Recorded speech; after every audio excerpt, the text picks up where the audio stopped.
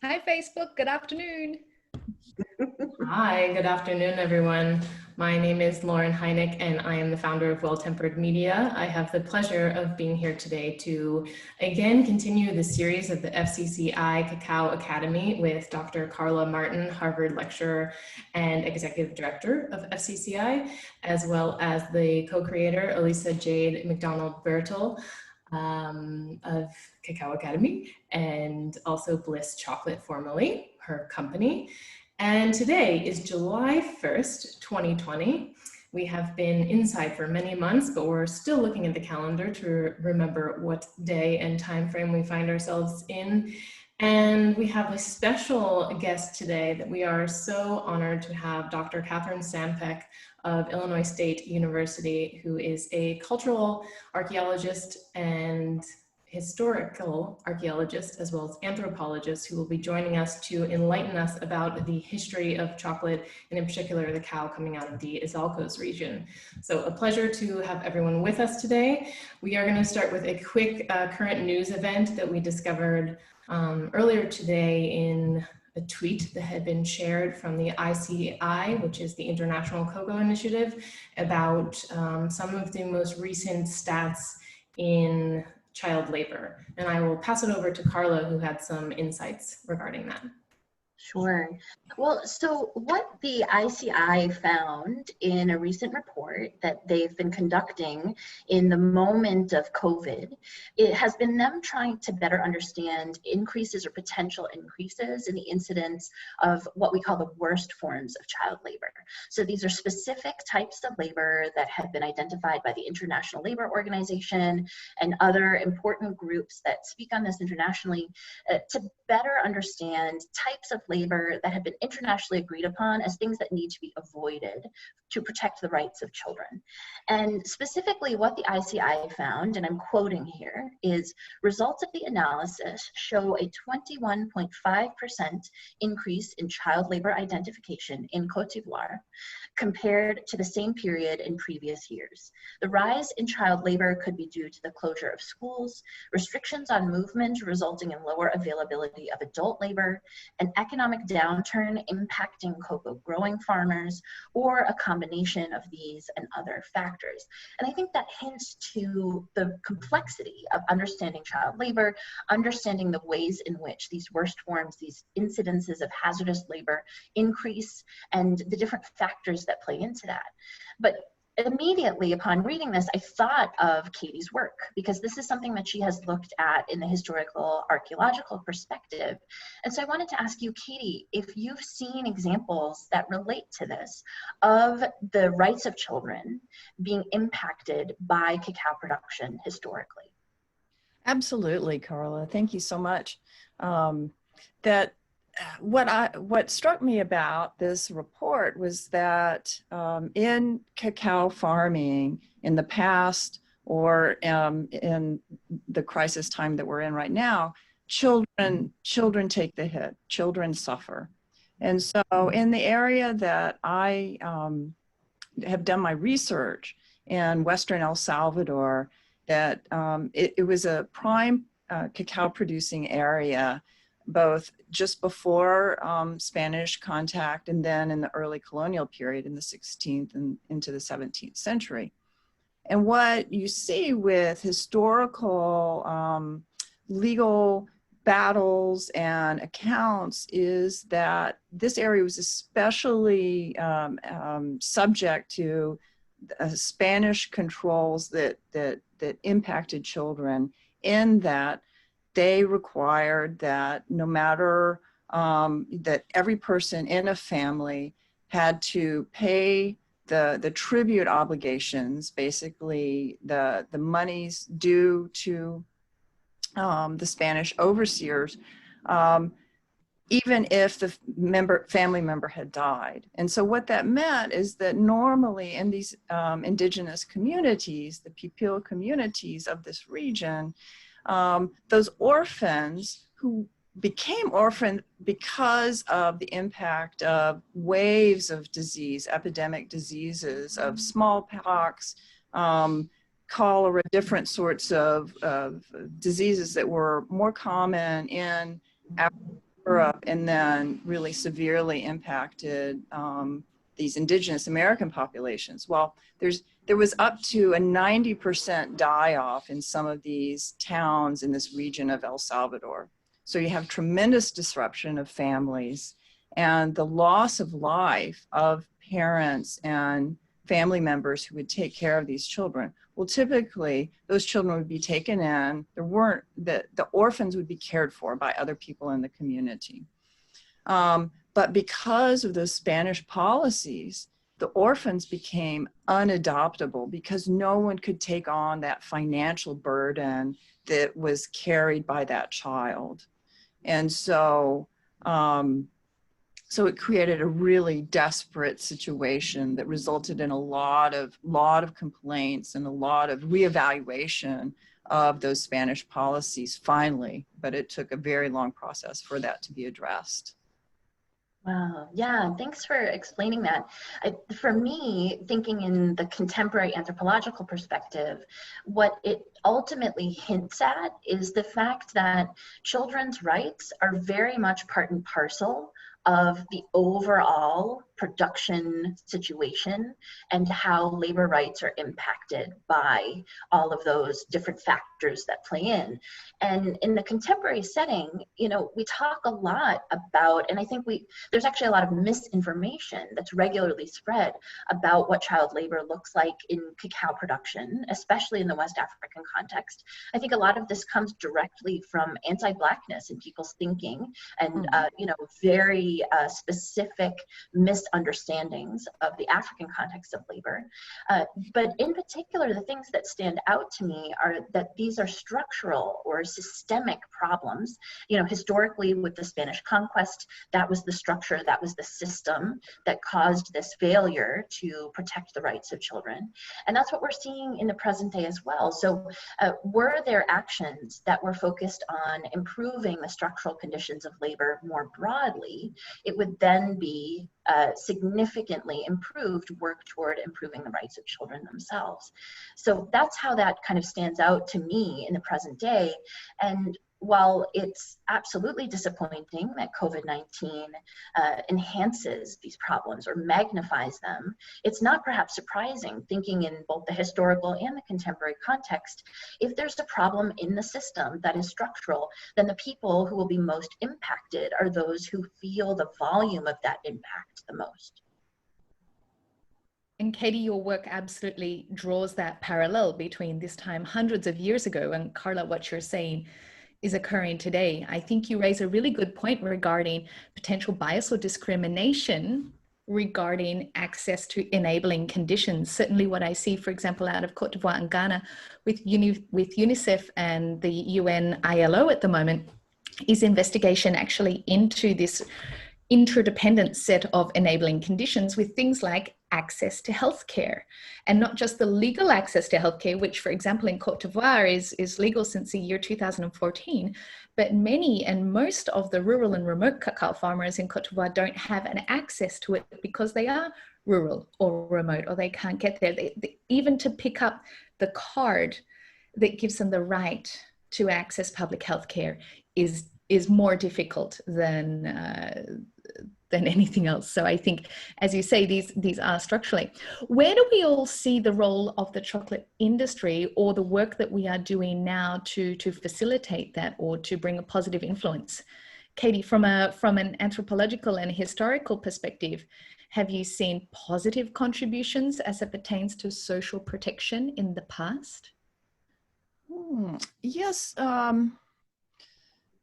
Well, so the easiest way to get at that is to think about the tremendous resiliency that that the cacao production that was going on really across many areas of Central America and Mexico was vibrant, producing high amounts in very specific areas that was then circulating very widely across this vast region.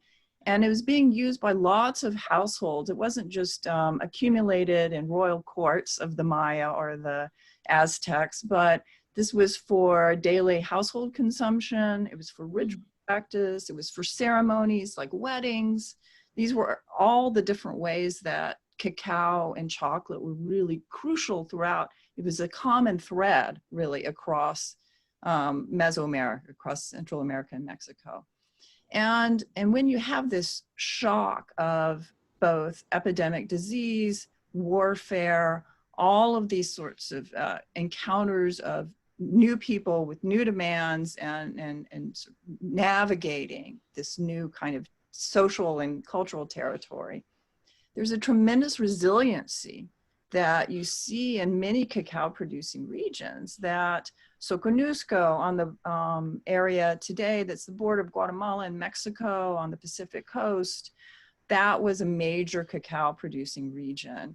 And it continued well into the colonial period to be this sort of reference point. So in the 16th, 17th, even into the 18th century, cacao from Soconusco was the thing that people wanted. It was seen as something of great quality and desirability.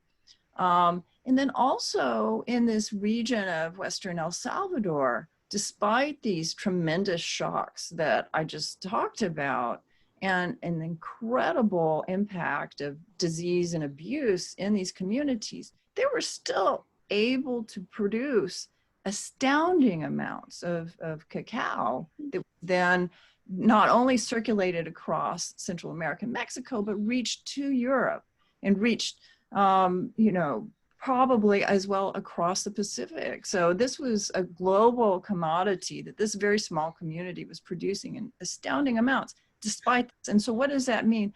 A lot of the decision making in the 16th century, so from the sort of 1520s-ish up to about 1580, was made by those cacao farmers and what they knew was best, their situation, and the ways to manage the labor, the ways to manage their household, and the ways to manage their fields and their production.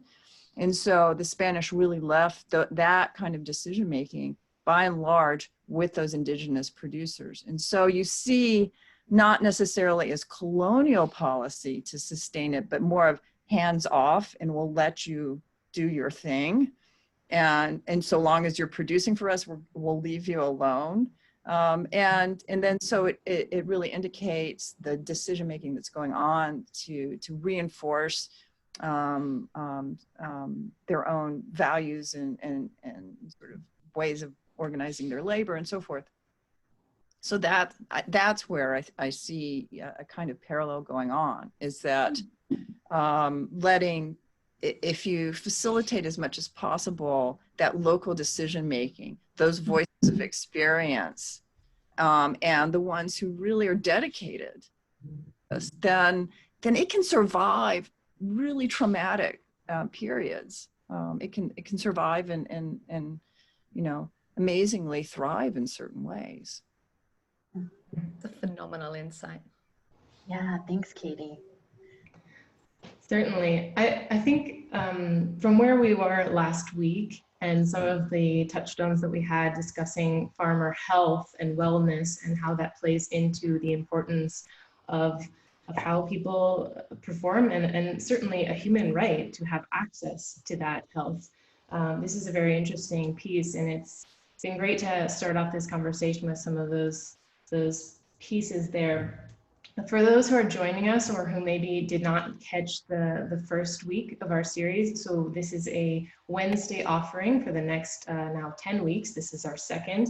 And in the first, we had a discussion between Carla and Liz and I about their collaborative digital cacao farmer peer training project.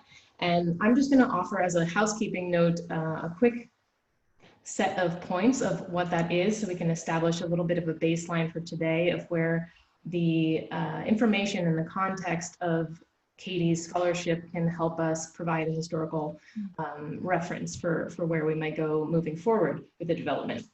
So what they're building, and they will of course elaborate further on this, but what I gleaned from their discussion was that they're interested in developing this baseline, this set of parameters of how the project will function, determining the needs of the farmers, which is absolutely imperative, and then turning those needs into a product or service. adapting it at place of origin where the project will be established, and then later checking in and improving and seeing that the results were met. So that's in a nutshell a bit of where we're heading, and I will now leave it open to the ladies to further discuss what the development has been since last week. Yeah, thank you, Lauren. Well, so Katie, what I was hoping that you might talk with us about is the way in which knowledge transmission about cacao production happened in the context of your research, because we're thinking a lot about knowledge transmission in cacao production today. We're looking at questions like, you know, obviously cacao producers are interested in learning. They, you know, seek to master skills related to the success of their farming. But what Liz's research and the research of many others has found, we've certainly found this in our work at FCCI, is that a lot of training is ultimately not successful. And it's because it is not built with the sort of equity and access to information, choices about how to use that information in mind. And so I'm curious what your experience has been in looking at the historical context here around knowledge transmission in cacao production. Maybe you can start us off by talking about that. But, you know, one of the things I've also learned from you is that with these ruptures of, you know, the beginning of colonization, the beginning of movement of cacao around the world, there were also ruptures in the way that knowledge was transmitted. So maybe you can address that too. Oh, sure. Yes. And that's something that the more I work on this topic and the more research I do, that really has come more and more to forward as an important issue to think about, because it's really striking. The very first accounts of cacao farming is of this really rich pluriculture, that cacao is mentioned not as one crop. And even in this area of the Isalcos, where they were very much focused on producing incredible amounts of cacao specifically, to the point where it's pretty clear in the 16th century that they're not even farming subsistence crops all that much. They're purchasing with the cacao they produce their daily food and that sort of thing. It all is being supplied into these towns to sustain that focus on cacao farming. Even in that really environment that's focusing on cacao so much, there's still a lot of pluriculture that's happening. And vanilla, achiote, lots of, and the overall shade environment and the water resources, it's really clear that it's a whole forest agriculture that they're pursuing. And this is also Janine Gasco's work and Soconusco over the long span really demonstrates this as well. And that the forest agriculture is really resilient. But it takes knowledge of the soils, knowledge of the plants, and values about them, right, to sustain that. And this seems to be, in the Isalcos region, something that is communicated in the household among family members who are working in those orchards and cultivating those crops. And it's passed down as heritage from one family member to the next, and really cultivated and built upon across the community as well. So in the Isalcos, it was a large community of a lot of cacao producers, and they're working largely cooperatively as a bigger endeavor for the whole community, right? That they're producing this cacao. It's not one farmer against another farmer and they're all sort of jockeying for resources. They're collaborating about irrigation networks. They're thinking about the crops in the animal and plant environments. And then what happens is, with part of the disruption of the loss of life, you have a break, the knowledge transmission breaks down to a certain degree there. Well, the way that a lot of families compensated for just the loss of people to work those fields was to hire people in from other regions. And so you have a tremendous period in the mid-16th century where there are Maya people from the Verapaz region coming into El Salvador. There are people from other regions who are coming into these communities to work for a time because they've got to pay their tax demands, their tribute demands in their community. And it's in a way easier, more convenient. They can be kind of sure that they'll get enough cacao on hand to take back to take care of those obligations.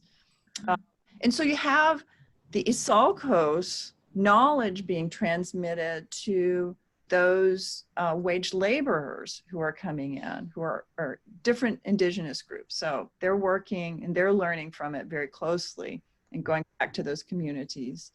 And then it just takes a toll, though, that constant loss from disease and abuse, so that the families, the original Pipil Isalcos families, are very few in these communities at a certain point by the 1580s. And they're making petitions for the required tribute demands to be lowered because they're saying they can't do the work to maintain the orchards, and and that the Spanish remedies that they're suggesting of planting trees closer together and so forth, they say it'll just mess things up. But let us have a chance to replenish our fields and do it the way that we know. And so the Spanish officials who are adjudicating this process decide in favor of lowering those requirements. So there's a little bit of relief. But then what happens at the very same time is that Spanish colonists see this as an opportunity actually to start producing in other areas under different systems of labor and very different kind of environments. And that is a transition to enslaved African labor on privately held estancias or plantations, if you will. So what happens with the knowledge transfer? Well, it's not coming into these communities with a really long heritage. These are people who are forcibly captured and made to work in this environment with a plant that they're less familiar with. And certainly these plantations produced a lot, but it is because there were a lot of plantations and a lot of labor devoted to it. And then they're also growing a variety that in the colonial accounts is complained about because it's high volume, but lower quality. It's a more resilient cacao, but it's not judged to be of the same quality as what had been produced in Soconusco and the Isalcos. And so there's a breakdown in the knowledge transmission. And I see that, so you can look at the change in labor and hypothesize it, but you also see it in the way that the cacao orchards are described. And they're described as monoculture at that point. When there's that transition, that value of pluriculture goes away. And it's no longer these sort of forest agriculture that's happening, but these other sorts of growing conditions and producing a very different kind of a cacao within that. So, but definitely higher volume. Yeah, thank you for that. It's really helpful to think through this. And I see immediate resonance with some of the literature that we've reviewed, as well as the ethnographic work that we've either conducted or colleagues have conducted, where even today, anthropologists are finding in parts of Central America that Western style farmer training methodologies on cacao directly interrupt indigenous knowledge about, for example, how to treat disease in cacao. And so once farmers receive a training that is very specific to kind of an outsider's perspective on disease treatment, in fact, disease treatment goes less successfully than had they remained committed to those indigenous disease treatment methods that they were using. And I would add too, thinking about this in the context of fine or specialty cacao, we also see the way these echoes of value judgments about the quality of cacao and who grows it in, you know, the supremacy as it is perceived of Latin American cacao production versus that of African cacao production, which of course is the majority, but that does not receive the same level of esteem or revere among people who are interested in specialty cacao. And I think if we place it in the context of your research, a lot of that makes more sense for the political implications of where those value judgments hold today. And to add to that, you know, you're talking about disease treatment, and you can look at it from a perspective of sort of medical anthropology and what constitutes disease, what are the proper treatments, and there is this knowledge that people have about the plant world, substances around them, and all of that informs that environment for for cacao or other plants. So that I think there's a tendency to see much more of a network and connection environmentally and value for certain kinds of plants, whereas someone coming in from another perspective, and particularly Western models of pharmaceuticals, would not value that. And then that disrupts the whole process of treating the person as well as treating issues with plant and animal life too. So, yeah. I made some of those same comparisons as Carla in terms of where we are today in the craft chocolate and fine cacao space. And what really struck me about Katie's comments was this idea of values that the indigenous communities held and how important it was and how connected they were to plant life and to Mother Earth. And maybe some of that might have been lost along the way because of disruption and because of colonialism. Just for the audience perhaps, and for those that maybe have not read up on the literature that you have written, and we'll share those links as well, Katie, so they can find what you've been working on in the last 15 years or so. I would like to dive into just what a tribute was, and more specifically, and how you might feel that has somehow been carried on, whether or not it ended officially through some treaty, but what maybe exists in the current context of how we tax people because of where they are or who they are or what kind of cacao they're growing. So tribute is something that is found globally across different cultures, different points in time, and it's a payment from basically one government to another because of they're politically subjected, right? And so what Spanish colonial tribute was, let me back up, pre-Columbian tribute existed among different, so the Aztecs would conquer a region such as Soconusco, and once they conquered that region, that area paid, and cacao, as well as many other products, yearly. I think Soconusco, this specific case, was twice a year. They would send in certain products, cacao, but also jaguar pelts and shields and sorts of other products. So this is this yearly payment. And this was also happening in the Isalcos. It was its own political system that was independent of the Aztecs, even though they were culturally affiliated. And so there were subject polities that would make yearly payments. The Spanish step into this system because they have their own political history that involved tribute payments. And as a reward for people colonizing a region, so for Spanish domain, for Spanish power, they would award what was called an encomienda. And that encomienda wasn't an award of land. It was an award of tribute in labor or products from that region. And so in the Isalcos, by far the largest tribute item was cacao that everybody had to, and so there were tributary units, and that was a married couple. And so each married couple had to pay 8,000, 30,000 cacao beans per year, regular to that one encomendero, who was someone who was living in that town, and then they would get that product from them. For contemporary tribute, I think the system is actually one that's more of a tax and a cost that's assessed. And with,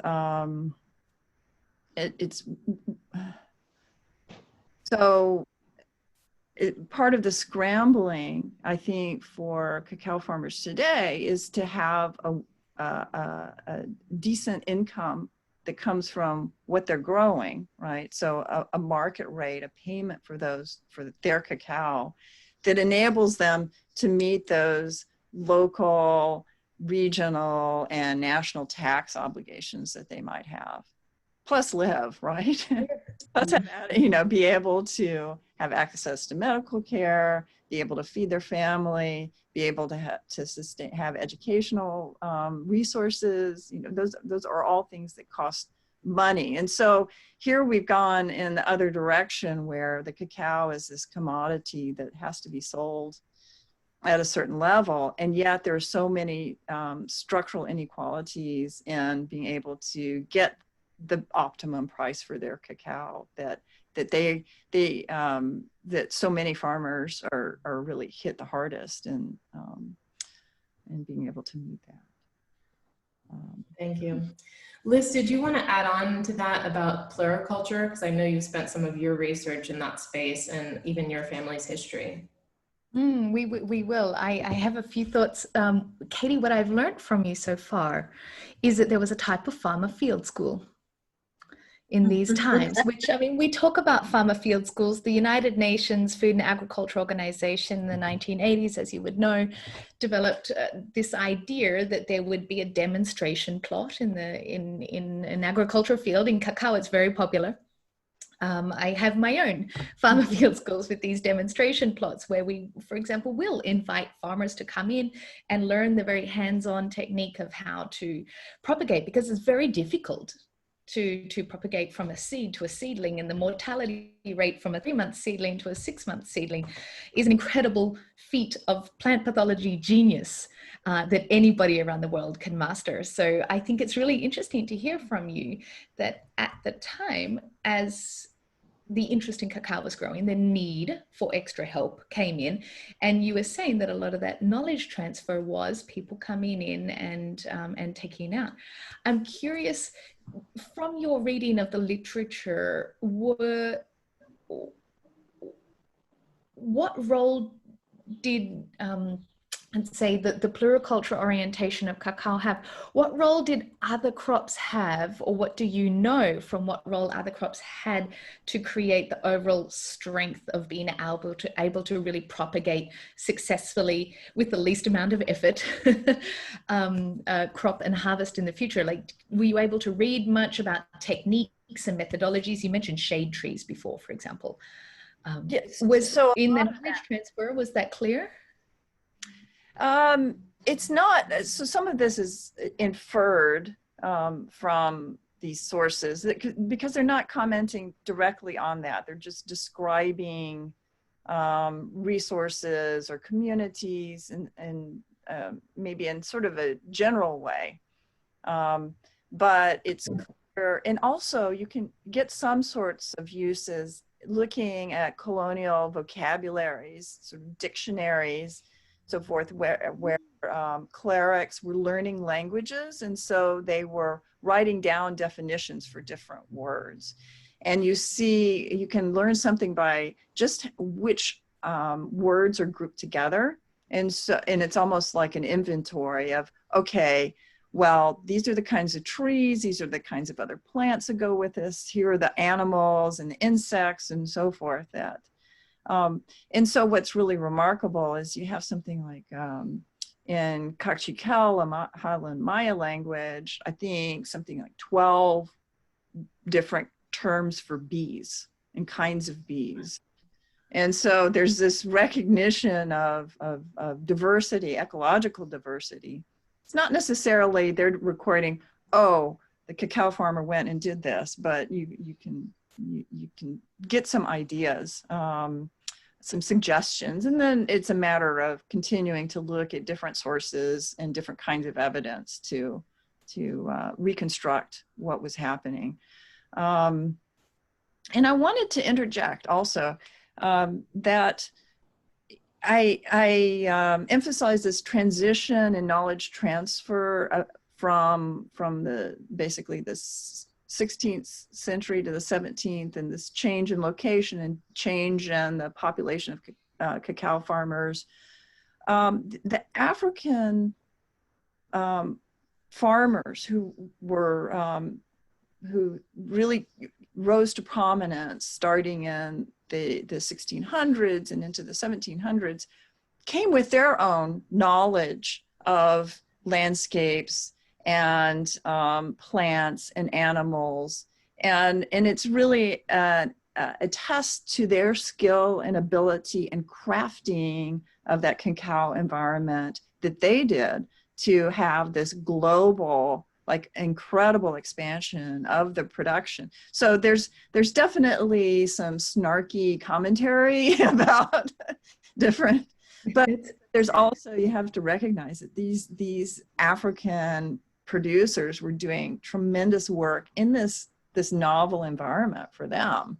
And then they have a legacy of practices and ability and approaches that certainly they were transmitting in a situation that did not really foster it because of disruption and death and these really difficult conditions. There wasn't a maintenance of community in the same way that you see in indigenous communities, that these plantation environments were very difficult. And yet they were able to do all that.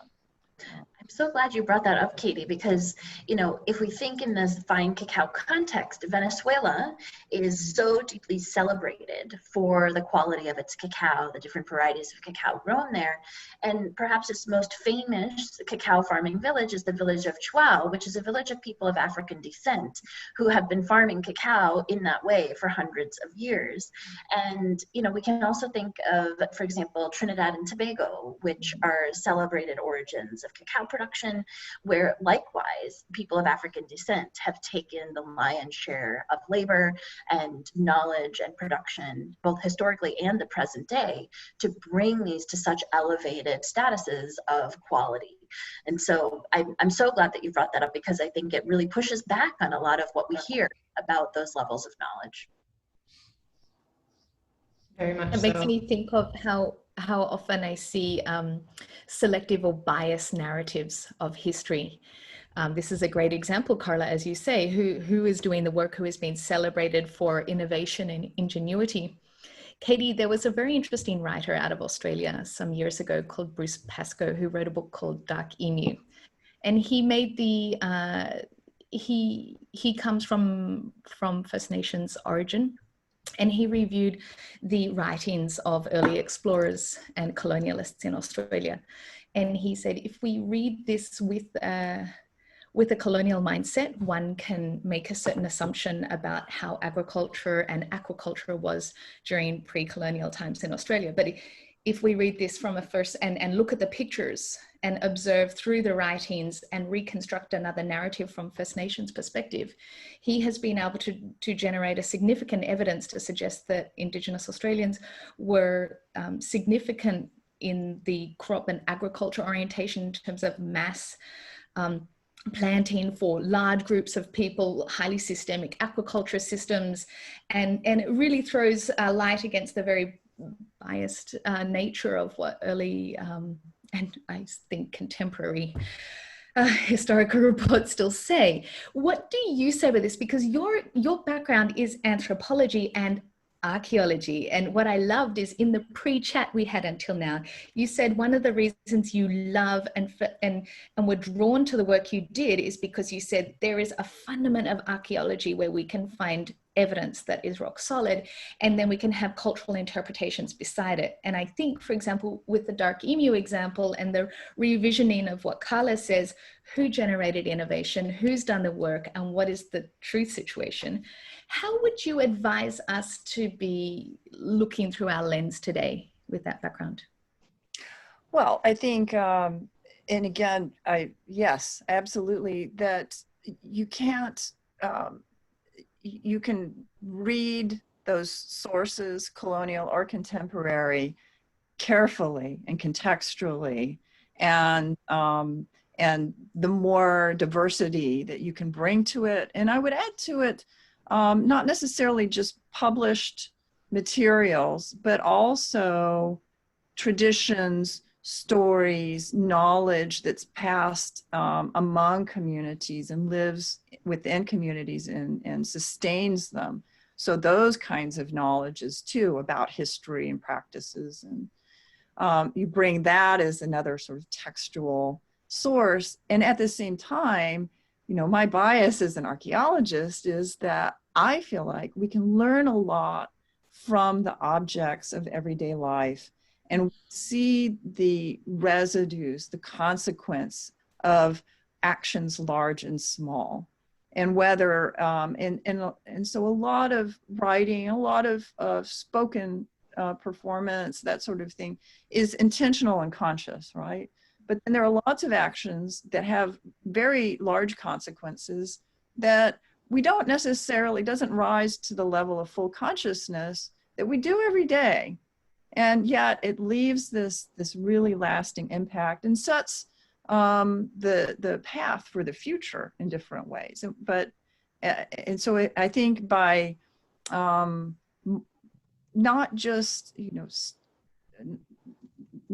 it has to include this systematic and really comprehensive look at all sorts of the setting, like the physical setting, the landscape, those plants themselves, the soil, how communities relate to those regions, how those sort of rural areas are very much connected to what's going on in large urban population. You know, to look at that kind of, you can do it in a very concrete way that's very important and is an important commentary or foil or another perspective that's really essential for understanding, I think. I wonder if that's where we can maybe draw some support to address some contemporary issues, for example, regarding health. So regarding farmer health that we see at the moment, there are issues from childhood malnutrition and stunting, from lack of food security on one side, and on the other side, legacy health issues from systemically not being able to access healthcare, but also there is evidence to suggest that use of chemicals and certain farming practices have also created long-term health damage to farmers. Katie, in your experience, some of the work that Carla and I do is very much addressing modern health issues with farmers, because we see part of farmer training is their health, to live a good quality, happy, healthy life and do the work that is meaningful for them to generate a livelihood that suits their wishes and needs, and then have crop productivity. We see it in this order, that the crop productivity is not the only key performance indicator. As it comes to health, what I hear from you is that there's a huge volume of inherent knowledge. And when we come back to that pluricultural orientation and the role of medicine and plants and healing coming together, how would you advise us when we go forward with the modern health topic and we see, for example, in some regions that we work where there are, let's say, health issues that on one side could be extremely well met by a deep reconnection to inherent knowledge, like food security perhaps and childhood nutrition, and on the other side, things like vision issues or joint pain, which one could say is a more modern health issue that is related to also some modern infrastructure aspects in the farming they work on. how would you advise us to have these conversations to think about where we come from? I think that's where listening and paying really careful attention to how people are describing their situation, engaged observation of how these different sorts of health problems, issues are affecting different parts of the family that have these other broader health concerns and health implications. So I'm thinking specifically in terms of food security. If families are stressed, how is that affecting who's like, are there priorities and who's getting more access to food? What's the decision making about the specific kinds of food that they are preferring? What's behind that? Is it issues of cost? Is it issues of taste and preference and heritage? And then the sort of supply access to those foods. Are these things that they're growing themselves, or are they having to buy at a market with few choices, right? And so the decision making that goes into that and what's being brought into the home, and very particularly this relates to women and women's roles as providing for the family, managing the family, caring for and nurturing children, and the kinds of demands that are being placed on women as far as their work inside and outside of the home and within the family and outside of the family. All of those have really, like, there are critical interventions. There have been many very fine studies that have looked at if you make interventions, and it can be fairly small, but it can have really big effects because it spreads throughout the family and the network of families with each other and the community. There are all sorts of concerns, but it's listening to what these people are saying are the issues, and then very carefully observing. I'm thinking again about the physical sorts of analyses that you could do about, so a contemporary issue are these different sorts of chemicals, approaches to fertilization, fertilizing agricultural fields, pest control, disease control, that sort of thing. You can measure levels of that in the environment and in the water and in the food that they're getting, and I think there's not enough work about the connection between that and other things like joint pain or vision problems. Exactly. Yeah. I can hear my professor, Marilyn Walton, who is a public health expert in this area. She's just virtually joined us saying, yes, exactly. The whole medical community in terms of its role regarding agriculture and farm development and livelihood it just seems like these are so many silos working. And when you describe the background of pre-Columbian times, it wasn't so in such a way. Yeah. And it's not that it was a perfect Garden of Eden, but there was absolutely this heritage and sustained networks of knowledge and practices that were circulating, and people making judgments about, caring for and sustaining themselves, their family, and their community that really was able to happen, and then took a very different turn with colonization. Yeah. Katie, you and I have been on a kind of sidetrack working on trying to better understand the impact of COVID-19 to cacao production overall. And I was wondering, are there other interruptions to the supply chain that you see that somehow relate to what we're currently experiencing? If you look further ahead beyond, say, the 17th, 18th century, are there other things that have stood out to you from what we've uncovered so far?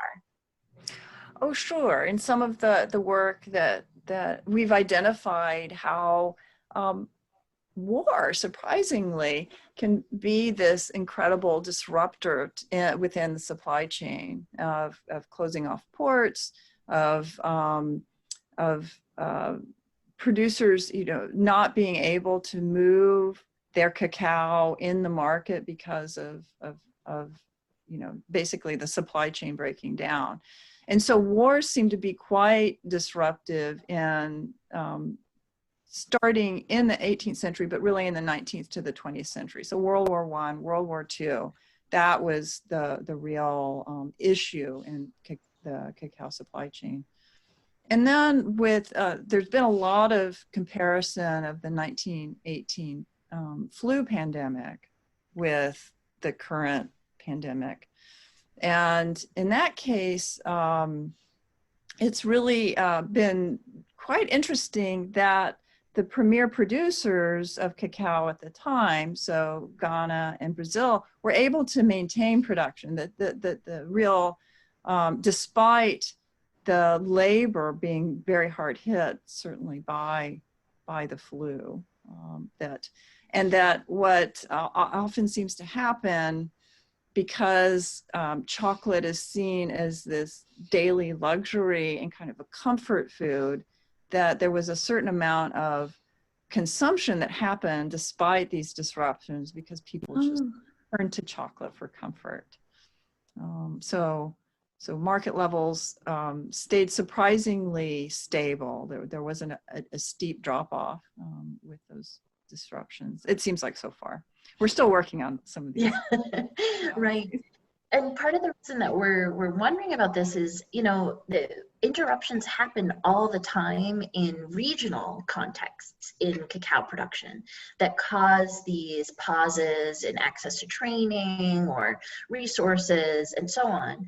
And one of the things that we posit is a potential solution that COVID-19 has allowed us to think about in a global context, is that it is possible to continue some transmission of knowledge. Of course, it's not going to be perfect. It's not the same as doing it in person.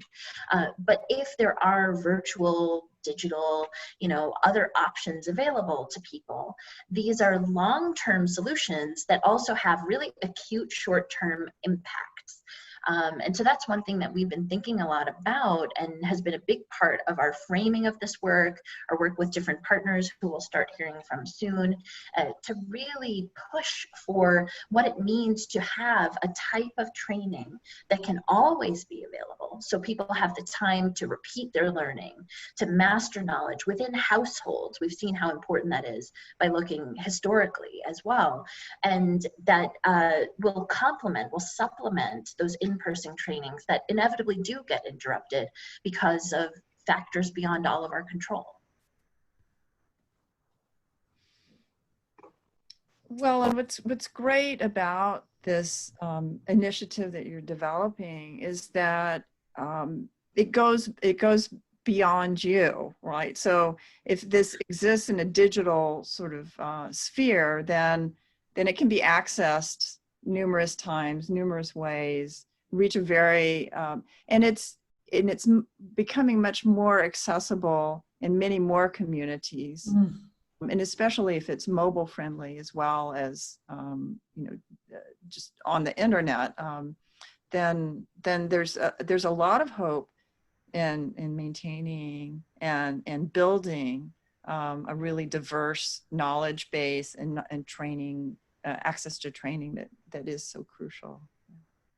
Absolutely. As you say, it's actually, we see that ourselves and all of, let's say, the NGOs and civil service organizations and chocolate companies that sit around the topic of farmer training with their own sense of key performance indicators and measures of people met and all of these very arbitrary numbers have often not at all the farmer's intrinsic need at mind. And certainly from our own experience and farmers that we are lucky enough to work with, sometimes those needs change month to month. We might need to know disease and pest control at this time, and we might need food security options at another time. We might need to know how to identify a sick family member or take care of a newborn child. And like us in our own contemporary lives today, our needs change so regularly.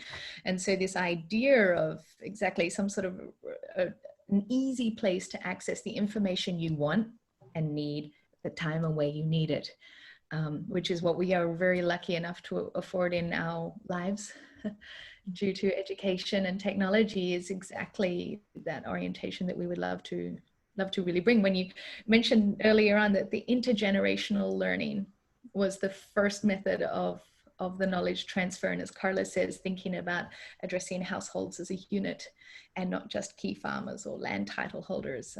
I think here we might, ironically, with a very modern and digital tool, come back to a very early practice that, as you said, it's resilient. Cacao is resilient, and cacao farming in a multifunctional way is extremely resilient. In fact, it is the human aspect that's sensitive and needs to be supported and cherished.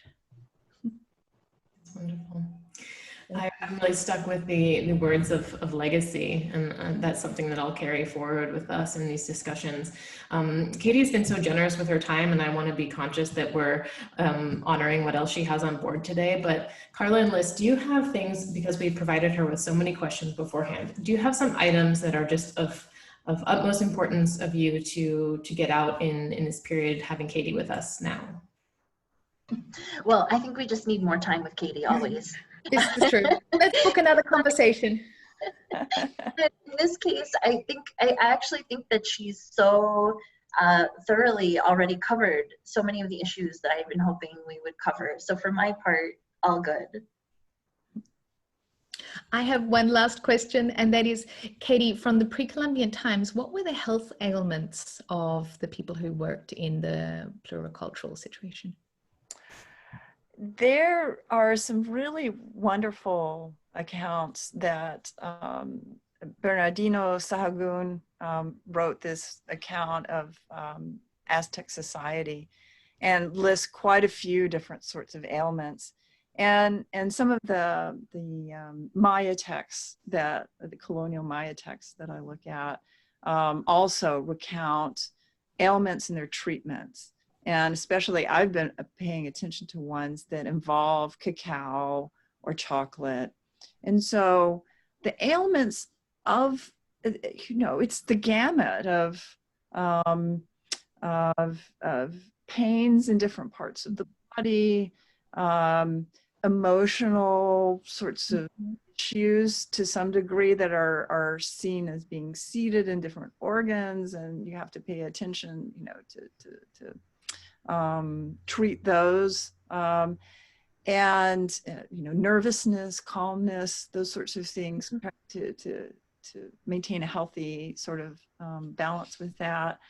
And then infectious diseases as well, that it's quite clear that they're describing different sorts of infections and how to deal with them, and that certain, particularly plants, are good, essentially antibiotics that will help the wound heal, those sorts of, so you have a whole complete sort of, or very rich medical view and practices that are there, indigenous practices. And then how I see cacao showing up. So I'm really interested in that question. When does cacao come into play as a kind of treatment or as part of a set of practices? And a lot of times the cacao beverage is really important as something to put substances in, like an array, a concoction that would treat a disease. So it's in a way a handy delivery device, sort of like cough syrups or whatever, right? But then there are other situations where cacao is seen to have qualities that really help with healing in specific ways. And so those are taken either as a food or beverage, and you consume that, and it will treat, say, a blood disorder or something that's seen as an imbalance in the quality of blood, or sometimes respiratory diseases. And then finally, there are ritual practices, and that's always with the cacao seed or bean itself, and counting certain numbers of them, and that being part of a ritual protocol, something that you go through the steps, and cacao beans are part of that, and an important part. And that's because of their social and cultural significance and how they form a connection to the divine, to important forces, potentials, so forth, all sorts of religious ideas about what cacao is and what it does. And so, and so I think part of that too comes from those producers' experiences with that plant and its products that form that inform all of those different sort of medical practices, plus the sorts of ailments that they might encounter as part of their agricultural work. So I think I see it as those elements, all interacting with each other. That's very multifaceted. There's not many products or crops where you could say that about, right? It's highly unique. Thank you so much for your time. Thank you so much. This was just a wonderful conversation, and I am delighted to have been a part of it.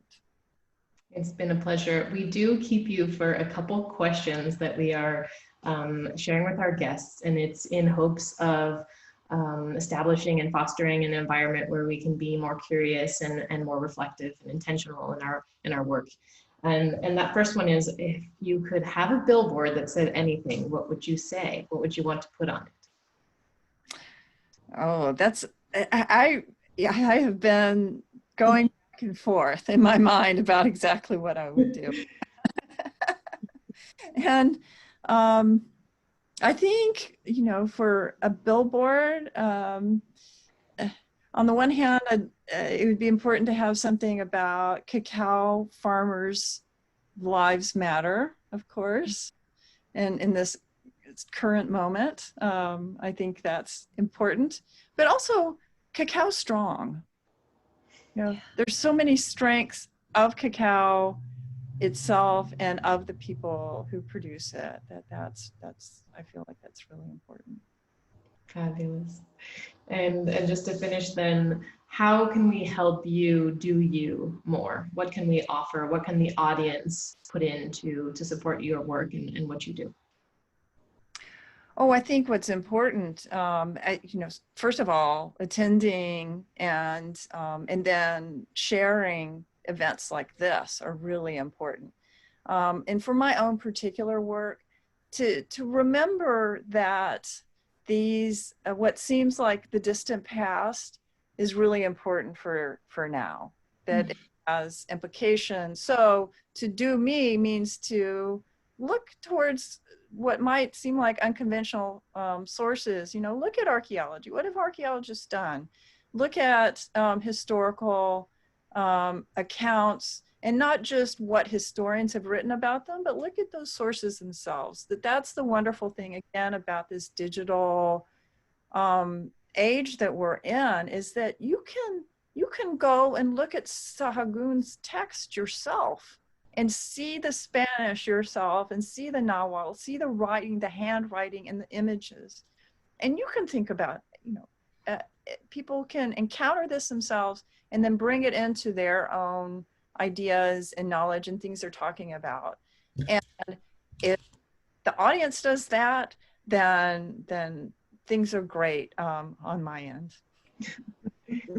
Thank you so much for offering that. Carla or Liz, final words?